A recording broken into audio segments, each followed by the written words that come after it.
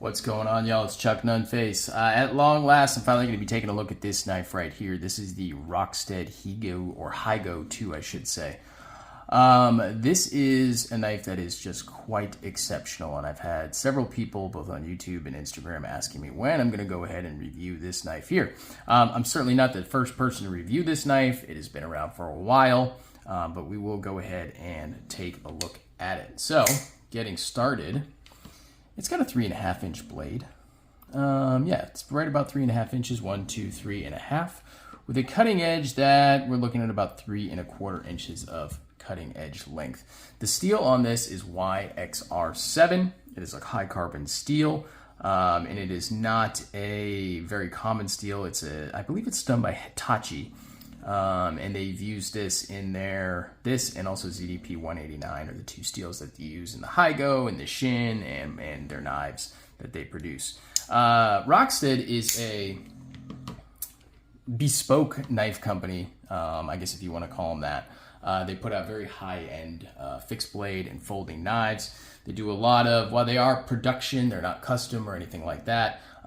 They do put a lot of hand work and hand fitting and hand finishing in every single knife, and it really shows in the overall quality of the knife itself. But before we kind of get into everything else, we'll do a few size comparisons. Oh, and if you haven't done so already, I certainly would appreciate it if you gave me a follow. Subscribe to the channel, give me a follow on Instagram at Chuck_Nunface. That certainly helps out a lot as well. Thank you to the people that have chosen to subscribe to my channel already. I certainly do appreciate it. But yeah, size comparisons. There it is next to a PM2, so very similar in size to a PM2. It's going to be bigger than the Para 3, of course, both in blade length and handle length. Let's see. Gotta love the good old Ontario Rat 1 in D2 steel. Still my favorite budget knife. Obviously, there's more choices out there now, but for a long time, I think that was the champion right there, the Taiwan-made Ontario Rat 2. Or Rat 1, rather, not the Rat 2. There's the Buck 110. It is very similar in size to the Buck 110. It's a little shorter on the blade, but overall, it's really quite close. The handle is very close on it. It's just overall in size, it's very close actually to that Buck 110. I didn't really realize that before, but yeah, it's very similar in size. Let's see. Here is another Spyderco. There's a Spyderco Endura. This one, of course, in 189 ZDP. Would have been cool if I had this in 189 ZDP to kind of just have a ZDP and ZDP, but I don't, so oh well. And last but not least, we'll go ahead and do the Shirogorov Hati in M390 right there with that beautiful red carbon fiber. Similar in size to the Hati. The handle length is the same, but you're going to get about an extra ½ inch of blade on the Hati and more cutting edge as well. But yeah, these two knives had a lot in common, not in the sense that they're manufactured the same, or obviously these are flipper knives on bearings. This is a thumb stud knife on phosphor bronze washers. But the similarities are there simply because they're both considered to be, by many at least, to be some of the best out there, Rockstead and Shirogorov as far as production knives go. And I certainly wouldn't find any fault with that statement. Of course, there are other competitors in that space as well, but yeah, the Shirogorov and the Rockstead comparisons are apt, I'd say. This has titanium scales. It is a titanium frame lock knife. The previous iteration of this knife, the Higo 1, or just the Higo JH, or whatever you want to call it, and that had a duraluminum. They moved away from the duraluminum, at least on the Higo. They still use it in the Shin and a couple of other models, I believe, but this is full tie construction. The details, beautiful fluting on that. They come in two different finishes on the scales. One is like a glossy reflective finish, and the other one is matte. This, of course, is matte, so I believe it's DLC coated after a bead blast treatment, which will give it that matte feeling and that matte appearance too as well. And that fluting on the scales is just wonderfully done. I don't know if it's really going to come out in video, but it's subtly textured, beautifully designed, and beautifully milled in there, and very smooth. It does run on phosphor bronze washers. You can take these knives apart and give them a cleaning. A couple of their models, they don't recommend you do that. In fact, you'll void your warranty on the knife if you do that. But this one, it even comes with a hex screw, or I'm sorry, a Torx wrench and everything else, where you can go ahead and just go ahead and use that to take the knife apart. Another interesting detail right there is it even says Rockstead on each screw. That's nice. That's very reminiscent of Grimsmo, how they do that laser engraving, or that engraving on every single screw. I think that's very cool. And do they do it on the teeny screw? No, of course they don't do it on that screw right there. There's that Higo 2, number 274.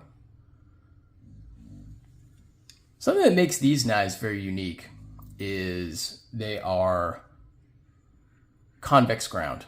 So it's a full convex grind, so there's no secondary bevel. So while it's not the thinnest behind the edge, it is a convex ground knife.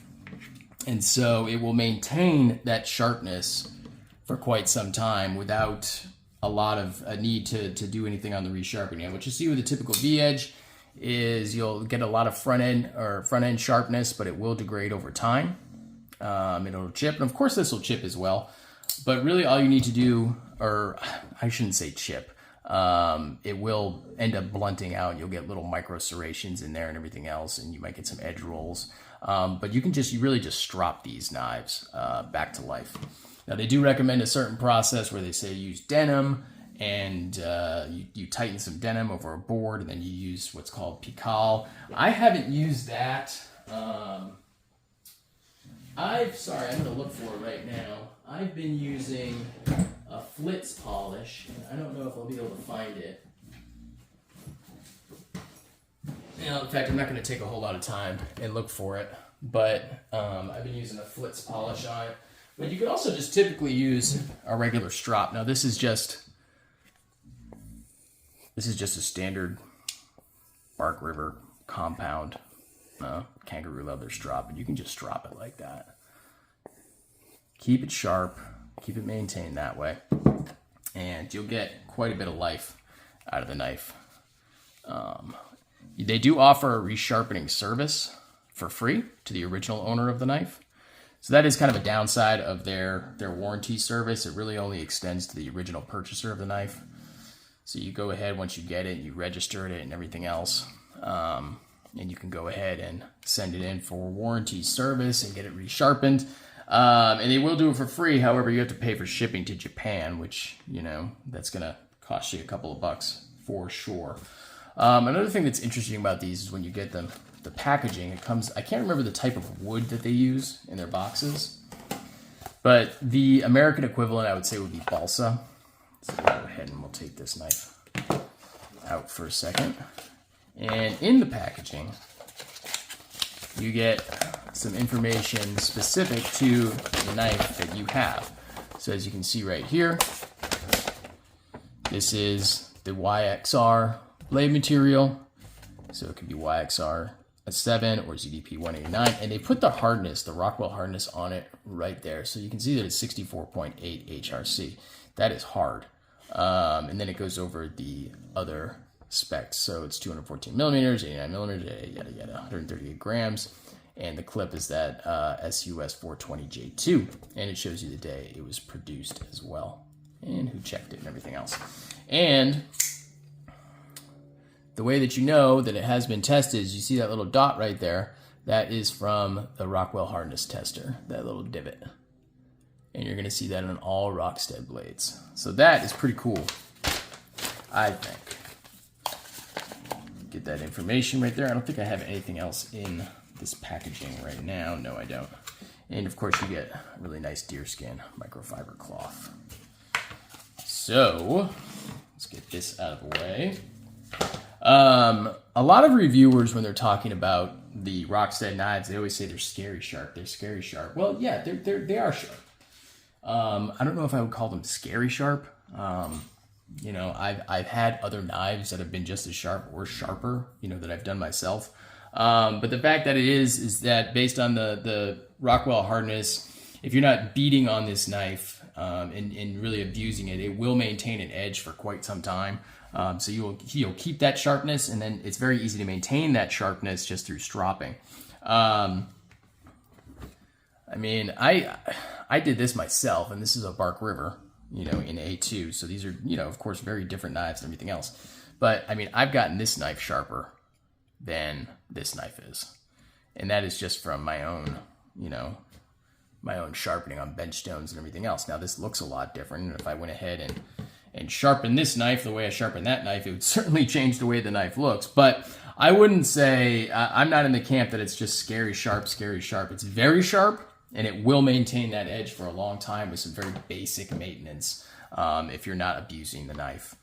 So yeah, I think it's definitely got that going for it. Overall, the action on this is excellent.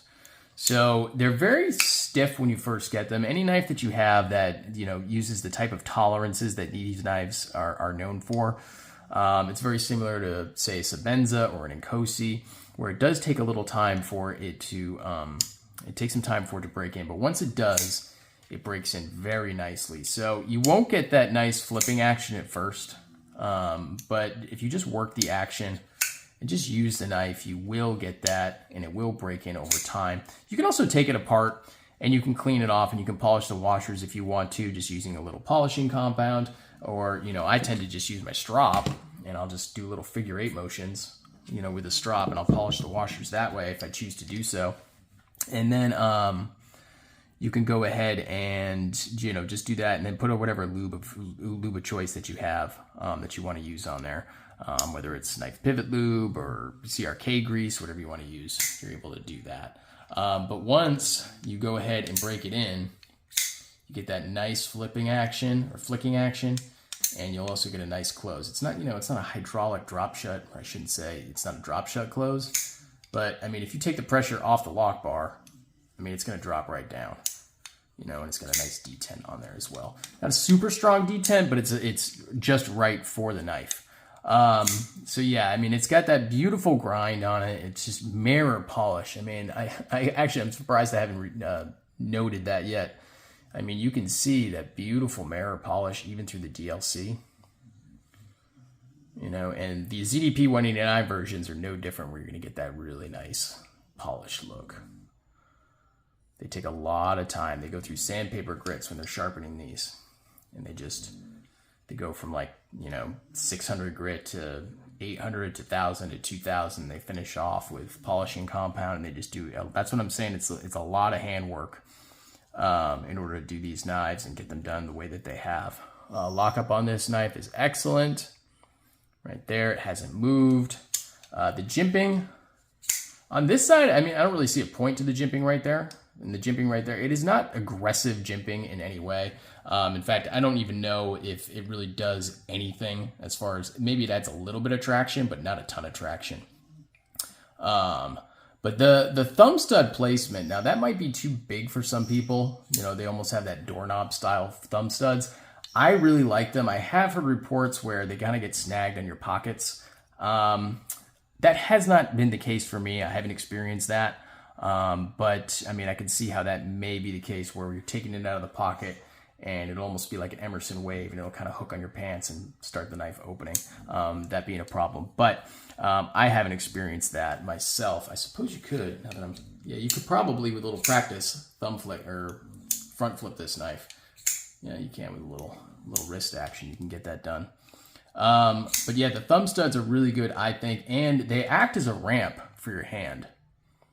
So whether or not you even realize that, if you're doing this type of push cut right here, cutting some material, cardboard, what have you, doing a push cut or a draw cut even, and you've got your thumb like that, it's a nice ramp for your thumb right there. So I can definitely appreciate that, because I do a lot of cuts that are just like that. Beautiful little cutout to accommodate the thumb stud, but it almost has a secondary purpose, and it's the natural place for your thumb to go when you want to disengage the lock. And it just makes sense. It's a small detail, but it makes sense to just do it that way. You open the knife and you want to disengage it, just index it. It's the natural place. If it wasn't there, you probably wouldn't notice it, but when it is there, you notice it and you kind of appreciate it because it's the natural spot for your thumb to go in order to get the, release the lock bar on the knife. This is just more textural jimping. I don't think it really serves a whole lot of grip function, but it is there and it is not annoying in any way. It doesn't create a hot spot or anything like that. So as far as, I think it's more of an aesthetic choice, but it certainly could affect grip in some way. Maybe it would be one of those things where I notice if it wasn't there, but to me, it doesn't really make a huge difference that it is there. And then last thing I'll touch on really is just the pocket clip. A lot of folks, they just kind of look at this pocket clip and they say, it's an afterthought. And I can't really argue with that. I mean, it is just a plain old steel clip. A lot of people would like to see a milled clip, but I think it's perfectly functional and I like it. It doesn't create a hot spot in my hand or anything like that. And I think it suits the knife. A lot of people say it's kind of an eyesore, and I can understand where they're coming from, but I think it suits the knife. And I do appreciate the fact also that there's a pocket milled out underneath or in the titanium scale for that clip to sit flush with the scale and not sit proud of the scale. So I appreciate that as well. Last thing I'll just kind of touch on has nothing to do with the knife, but this bead is from ZNC Metalworks. I had this on another knife previously, and I wanted to go ahead and just put it on this one as well. It does aid when taking it out of the pocket. While this knife isn't super slick, it does aid taking it out of the pocket. It's something I can grab on with my pinky as I'm taking it out of my pocket and just kind of keep it in hand. So it minimizes the chances of fumbling, because I have had a Rockstead knife that I fumbled and dropped, and I wasn't happy about that. And that was my old shin, and I didn't end up selling it, but I ended up taking a hit on it because it had been dinged up and damaged. So that wasn't too awesome, but it is what it is. In any case, I think I'm going to wrap it up with that. Rockstead knives, certainly, are they worth it? Yeah, I think they're worth it. They're worth it if you think they're worth it. It's one of those things where if you like it and you appreciate it and you know what you're getting into when you get one, yeah, I think it's worth it. Is it going to perform or, be massively better than, say a PM2? No, it's not. But, once you kind of get into the knife game and everything else and you start experiencing things, you want to experience different levels of things, I think this is certainly up there with the best knives out there. It's certainly a top production company. Custom level, I'd say, but just in a production company. And they've got prices that reflect that as well. But in any case, I digress. I do appreciate you checking out the video. If you're still watching, go ahead and subscribe to the channel. Follow me on Instagram at Chuck_Nunface. And those of you that are already following me, definitely appreciate it. Leave me a comment. Let me know what you think of this knife or anything else. Thanks so much. Bye.